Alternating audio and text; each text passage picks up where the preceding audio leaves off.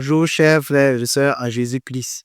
Je vous propose de lire avec moi dans l'évangile de Luc, chapitre 17, versets 20 à 25. Les pharisiens demandèrent à Jésus quand viendrait le royaume de Dieu.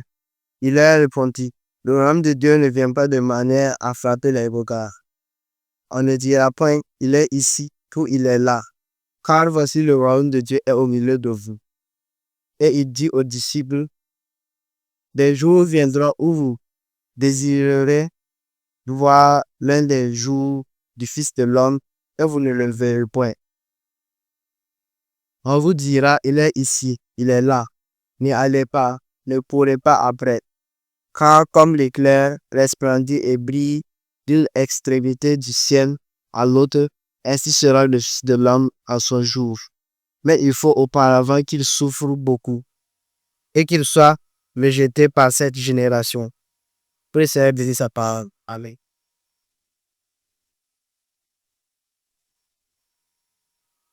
Bonjour, frères et sœurs en Jésus-Christ, chers amis, chers internautes, que le Seigneur vous bénisse et que le Seigneur vous garde. C'est encore une occasion que le Seigneur nous donne de nous retrouver pour nous exhorter, nous édifier dans la sainte doctrine de Jésus-Christ. Et pour cela, je vous invite à ouvrir la Bible avec moi dans l'Évangile selon Matthieu, chapitre 6, à partir du verset 31.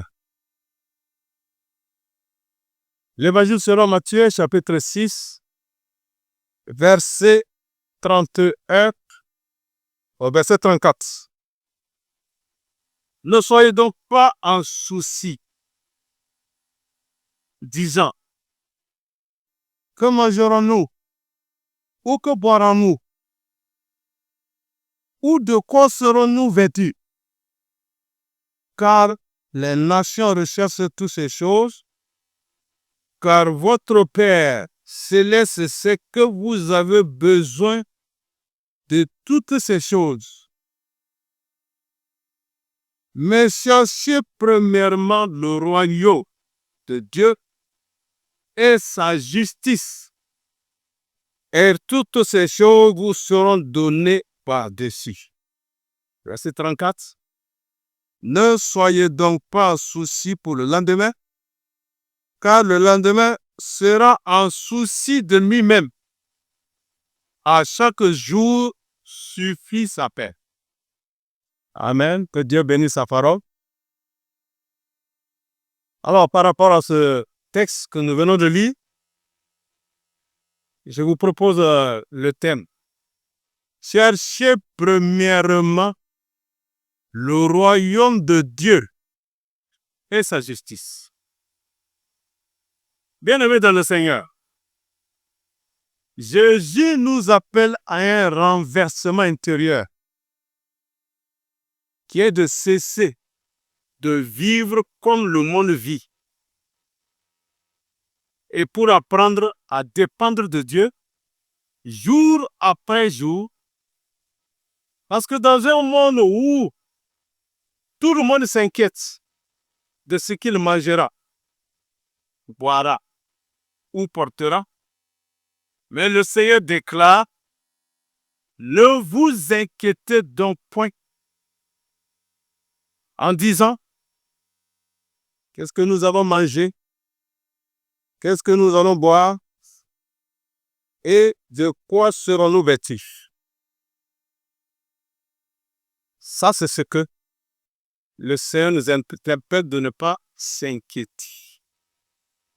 Parce qu'il dit au verset 32, vers la fin, car votre Père céleste sait que vous avez besoin de toutes ces choses. Le Père sait que vous avez besoin de toutes ces choses. Donc, dans ces mots se cache quand même un mystère du royaume, qui est celui de la confiance absolue dans la providence divine. Le monde se tourmente pour ses besoins.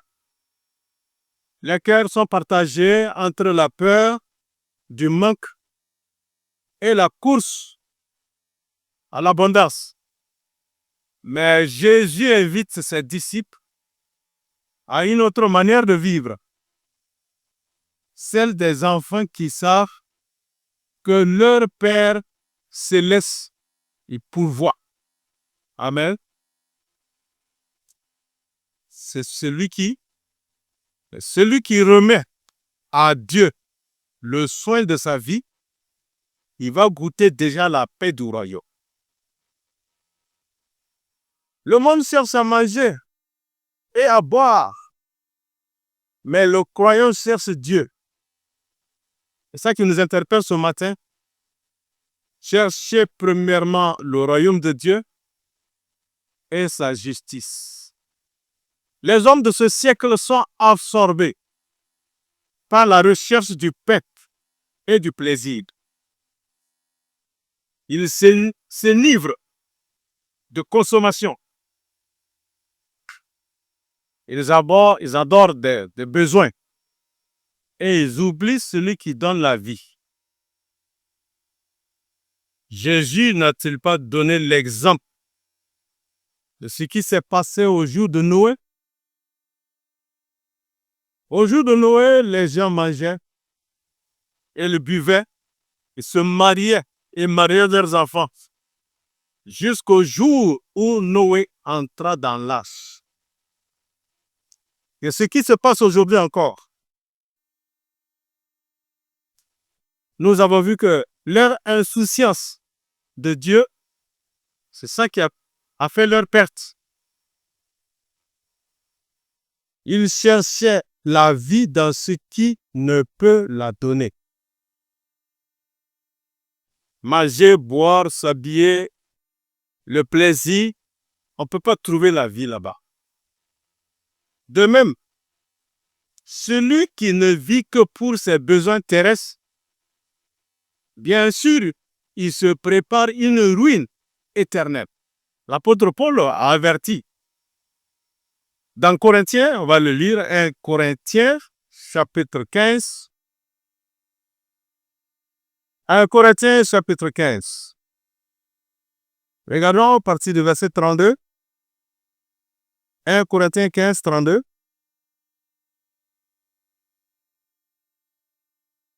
1 Corinthiens 15, verset 32. Si pour parler à la manière des hommes, j'ai combattu contre les bêtes à Éphèse, alors quel profit en ai-je si les morts ne ressuscitent pas? Mangeons et buvons, car demain nous mourrons. Amen. L'apôtre Paul dit que si les morts ne ressuscitent pas, alors mangeons et buvons, car demain vont mourir, il n'y a plus rien. Mais les morts ressuscitent et ils ressusciteront. Il y a une vie après la mort. Donc, c'est ça qu'il faut préparer. Après la mort, il y a une vie. Donc, ne soyons pas séduits par le manger, par les plaisirs de ce monde, par les besoins de ce monde. Cherchez premièrement ce royaume-là. Le royaume qui vient après la mort. Mais il faut l'avoir déjà possédé ici. Il faut l'avoir déjà possédé ici. Là, si tu meurs, tu vas dans ce royaume-là. Mais le croyant pieux, lui, sait que la nourriture, la boisson, le vêtement ne sont que des instruments de la grâce et non le but de la vie. Ce n'est pas le but de la vie. Le croyant, l'homme pieux, il s'en remet à Dieu qui pourvoit fidèlement à chaque jour. Ainsi, celui qui vit pour Dieu n'est plus esclave de ce souci. Il se repose dans la paix du Père qui connaît ses besoins, avant même que tu ne les exprimes. Avant que tu n'exprimes tes besoins, le Père, il connaît tes chiens. C'est ça qu'il nous dit de ne pas s'inquiéter. Il faut chercher premièrement le royaume de Dieu et sa justice, et toutes ces choses vous seront données par-dessus. La vie de disciple est une vie qui est orientée vers le royaume. Elle est orientée vers le royaume. Elle n'est pas orientée vers ce monde-là, vers les désirs, vers les besoins, quand bien même c'est nécessaire. Le disciple n'a rien à revendiquer dans ce monde, parce que sa patrie est au ciel, comme nous le dit Philippiens 3. Regardons Philippiens 3. Notre patrie est dans le ciel. Philippiens 3, verset 20. Car notre bourgeoisie est dans les cieux, d'où aussi nous attendons le Seigneur Jésus-Christ comme sauveur qui transformera le corps de notre abaissement en la conformité du corps de sa gloire, selon l'opération de ce pouvoir qu'il a de s'assujettir même toutes choses. Oui, notre bourgeoisie est dans le ciel. Nous n'avons pas à revendiquer quelque chose. Amen. Si tu poursuis la justice, les biens terrestres te suivront, bien sûr, ce que le Seigneur a dit. Mais si tu poursuis les biens terrestres, bien sûr, évidemment, la justice s'enfuira loin de toi. C'est le principe que le Seigneur a donné. Celui qui cherche le royaume, il le reçoit tout le reste sans effort, car le roi lui-même veille sur ses besoins. Dieu lui-même veillera sur tes besoins si tu cherches premièrement son royaume. Le royaume de Dieu, comme Romain nous le dit, ce n'est pas le manger et le boire, mais c'est la justice, la paix et la joie dans le Saint-Esprit. Regardons Romains chapitre 14. Romains 14, verset 17. Romains 14, 17. Car le royaume de Dieu n'est pas manger et boire, mais c'est justice et paix et joie dans l'esprit. Car celui qui est cela, car celui qui en cela sert le Christ, il est agréable à Dieu et approuvé des hommes. Amen. C'est ce qu'est le royaume. Jésus, on va le dire plus tard, dit que le royaume de Dieu est venu vers vous. Et même le royaume de Dieu est en vous, est au milieu de vous. Donc quand tu reçois Jésus, son esprit se manifeste en toi et te fait désirer et te fait manifester les éléments du royaume. Alors donc le croyant apprend donc à chercher non ce qui se voit, mais ce qui demeure. Non ce qui rassasie la chair, mais ce qui nourrit l'âme. Autrement dit, la priorité du croyant n'est pas l'abondance matérielle, non, mais la transformation du cœur. C'est ça qui est la priorité. Quand nous lisons dans Ézéchiel, Jésus Dieu avait fait la promesse. Je vais enlever votre cœur de chair, de pierre, et vous donner un cœur de chair, et enlever votre esprit, et vous donner un nouveau esprit. Et Jésus est venu le faire, et a fait de nous une nouvelle création. Donc, la priorité du croyant, c'est la transformation du cœur. Il cherche à vivre selon les valeurs du royaume. Le royaume, comme je le disais tantôt, a des valeurs. C'est la justice, c'est la miséricorde, c'est la vérité. Ce n'est pas le manger et le boire. Donc, ici, le croyant ne revendique rien dans ce monde, car il appartient à un autre royaume. Regardez avec moi dans Jean, l'évangile selon Jean, chapitre 6, à partir du verset 27. C'est Jésus qui parle. L'évangile selon Jean, chapitre 6, verset. Travaillez, non pour la viande qui périt, c'est-à-dire la nourriture, mais pour la viande qui demeure jusque dans la vie éternelle, laquelle le Fils de l'homme vous donnera, car c'est lui que le Père Dieu a scellé. Amen. Ça, Jésus nous interpelle de travailler non pour la nourriture qui périt, mais de travailler pour la nourriture, la vie éternelle. Très important. Bien-aimés, on n'a pas qu'à vivre ici seulement. Il y a l'éternité qui est devant nous. Nous ne devons pas nous amuser avec ça. Parce que si tu t'amuses avec la vie présente, ton éternité sera à pointillé. C'est pourquoi la parole de Dieu nous prévient et nous interpelle.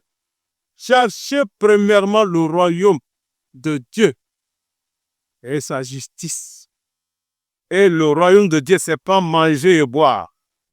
C'est la justice de Dieu, c'est la paix, c'est la vie éternelle, c'est la sainteté, ainsi de suite.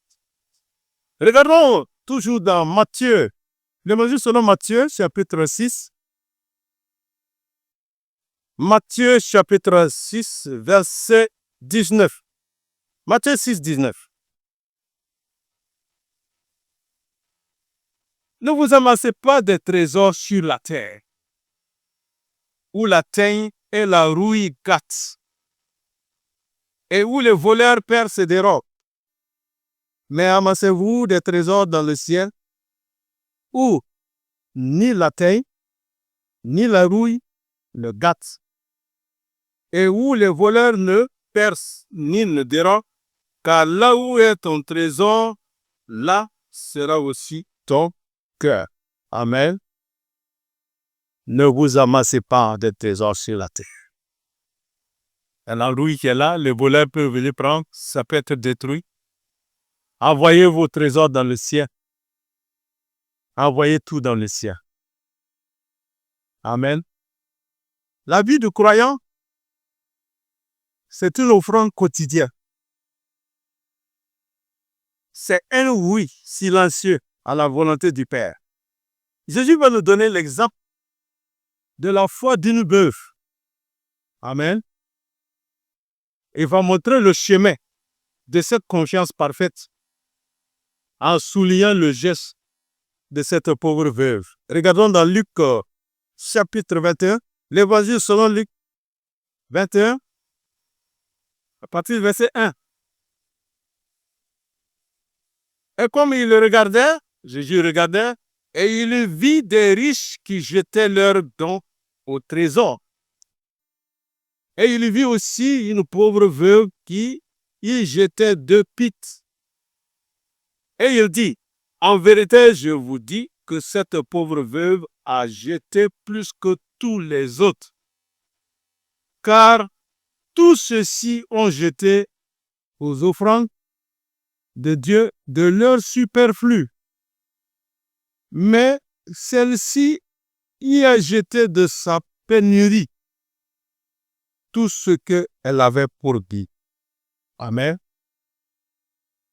Tout ce que cette veuve avait pour vivre, et donc elle n'avait plus rien encore. Mais elle avait le Dieu maintenant, le Dieu pourvoyeur. Quelle foi! Elle ne s'est même pas souciée du lendemain, puisqu'elle vient de donner tout ce qu'elle possédait pour vivre. Mais elle connaissait le cœur généreux de son Dieu. Et toi, bien-aimé, où places-tu ta confiance? Dans tes efforts? Dans ton argent? Dans ton salaire? Dans dans tes biens? Ou bien tu mets ta confiance dans le Père qui nourrit même les oiseaux du ciel et qui revêt les lits des champs, comme il nous le dit dans Matthieu 6, on ne va pas le lire, versets 26 à 30. Alors, celui qui remet son tout entre les mains de Dieu, il le reçoit de Dieu pour tout. Ainsi, la vraie liberté, ce n'est pas l'abondance, mais c'est dans la confiance. Pensons-y. La foi qui ose remettre à Dieu le lendemain devient le lieu où Dieu manifeste sa fidélité. Très important, bien-aimé. C'est ça qui nous interpelle. Le Seigneur nous appelle à cette foi-là. Une foi qui est tranquille, qui ne calcule pas, mais qui s'abandonne. Chaque matin, redisons avec une âme confiante. Mon Père céleste sait, comme il est dit dans Matthieu 6, 32. Votre Père sait. Chaque matin, disons à ce Père-là, tu sais toutes choses. Avant même ta naissance, il te voyait. Avant que tu sois né, il a déjà tout prescrit sur toi. Il le sait. Alors, celui qui confie son lendemain à Dieu, il vivra la paix du présent. Celui qui dépose ses soucis aux pieds de Christ, il dort dans la lumière. Amen. Remettons-lui toutes nos craintes, tous nos besoins et nos lendemains. Et vivons dans la joie simple de ceux qui savent que chaque jour porte en lui la fidélité de Dieu. À chaque jour suffit sa peine, comme nous l'avons lu dans Matthieu 6, verset 34. Alors, bien-aimés, occupons-nous de la recherche du royaume de Dieu et sa justice. C'est ça qui nous préoccupe. C'est ça qu'on doit s'occuper. Ça veut dire quoi? Chercher le royaume de Dieu et sa justice. Mais c'est marcher par l'Esprit du Seigneur. Oui. Le ministère de cet Esprit, c'est lui qui nous conduit à Jésus-Christ. C'est lui qui nous conduit dans la marche véritable. Amen. C'est lui qui nous conduit dans la sainteté, dans l'amour et dans la crainte du Seigneur. Bien-aimés, c'est ça le thème de ce matin. Réfléchissons-en. Seigneur l'a bien dit. Cherchez premièrement le royaume et la justice de Dieu. Et toutes choses vous seront données par-dessus. Crois-tu cela? Ou bien tu fais le contraire? Si tu fais le contraire, ça ne marche pas. Si c'est chercher premièrement les choses de ce monde, et puis en seconde position, le royaume, tu fais le contraire. Mais il faut que ta priorité soit d'abord le royaume et la justice de Dieu. Ton éternité là. Parce que de tout ce que tu vas gagner ici sur cette terre, tu vas partir laisser. Tu vas partir tout laisser. Alors tu as gagné pour alors. C'est pourquoi Jésus dit, travaillez pour le ciel. Ne vous amassez pas des choses ici sur la terre. Semez plutôt ces choses dans le ciel. Faites du bien. Faites du bien. Travaillez pour le royaume. Avec ce que le Seigneur vous donne. Investissez dans le ciel. Et vous allez les retrouver. C'est ça qui est la parole de Dieu. Ne faites pas le contraire. Et cherchez dans sa parole. Votre Père sait. L'exemple de cette veuve nous interpelle également. De tout ce qu'elle avait pour vivre, elle est venue donner. Il n'y en a pas qu'il y en a en réserve pour demain. Non, il sait que son Père, il sait. Jésus sait. Il sait ta vie, il connaît tout ce qui t'attend. Tu peux être riche aujourd'hui, mais il sait que peut-être demain tu vas tomber. Demain tu peux vraiment être en faillite.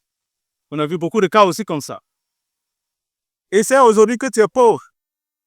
Tu n'as rien selon le monde. Tu n'as pas de matériel, tu n'as pas d'argent. Mais il sait que demain, comme tu cherches le royaume et la justice de Dieu, alors Dieu va te donner tout ce qu'il faut pour juste vivre. Amen. Alors, puissions-nous vraiment ce matin parler à notre Dieu afin qu'il nous donne effectivement cette recherche du royaume. Que nos cœurs soient préparés pour la recherche du royaume et la justice de Dieu. Que nous en fassions notre priorité. Parce que tout le reste là, Dieu s'en occupera. Il va s'en occuper. Amen. Alors la recherche du royaume et sa justice de Dieu nous importe ce matin. Alors que Dieu vous bénisse et que Dieu soutienne la foi de tout un chacun et que nous mettons de toute notre possibilité. Oh, vraiment, que Dieu nous trouve là. Le temps presse, bien-aimés. L'horizon est mauvais, il n'y a rien devant l'horizon. Tout est de mauvaises nouvelles. Le temps presse. Jésus revient bientôt. Viendras-tu te trouver en train de chercher le monde? Ou bien viendra-t-il te trouver en train de chercher le royaume? Cherche premièrement le royaume et sa justice. Et toutes ces choses te seront données. N'y attache pas ton cœur. La Bible dit que si tes choses, tes affaires prospèrent, il ne faut pas même attacher ton cœur là-bas. Nos cœurs sont vraiment au Seigneur et nos cœurs doivent être attachés vraiment au Seigneur. Puis lançons ici pour la préoccupation de tout un chacun, en sorte que vraiment notre éternité soit garantie, parce que c'est ça qui est essentiel. Après que tu as quitté ce monde, il faut vraiment que l'éternité devant toi soit très bien. Et ça ne peut être bien que par Jésus-Christ. Si tu n'as pas Jésus, ton éternité est vraiment en cause. Personne ne peut aller à personne passer par Jésus. Il te faut Jésus bien-aimé. Il te faut être né de nouveau. Il te faut la vie éternelle, le pardon de tes péchés. Il te faut Jésus. C'est lui qui est le patron au ciel là-bas. C'est lui qui va juger. C'est lui qui va également t'accepter. Mais c'est mieux de le recevoir étant dans la vie. Jésus n'a-t-il pas dit dans Matthieu 11, « Venez à moi, vous tous qui êtes fatigués et chargés. Je vous donnerai le repos de vos âmes. Prenez mon zouk. Il est doux, il est léger. » Marchons avec Jésus. Le repos de l'âme, c'est en marchant avec Jésus. Ce n'est pas vraiment après la mort. Hein? Quand tu as Jésus ici, là, tu as le repos de l'âme. Tu es déchargé de tes péchés. Là, quand tu quittes ici, tu es dans le repos du Seigneur. Ce sont des vérités comme ça. Ce n'est pas après ta mort que on va prier pour toi ici, pour que tu gagnes le repos. Le repos, c'est toi qui dois l'accepter ici à Jésus-Christ. Tu n'as pas Jésus-Christ, tu ne peux pas avoir le repos. Bien-aimé, c'est ça la vérité. C'est ça l'évangile. Jésus est le chemin, la vérité, la vie. Personne ne peut aller à personne passer par lui.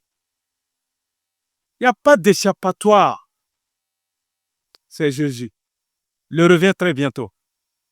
Prépare-toi. Préparons-nous. Et que Dieu vous bénisse. Et que l'Esprit de Dieu vous conduise dans cette vérité. Amen. Toute la gloire au Seigneur, à notre Père merveilleux, au nom de son Fils bien-aimé Jésus-Christ. Amen.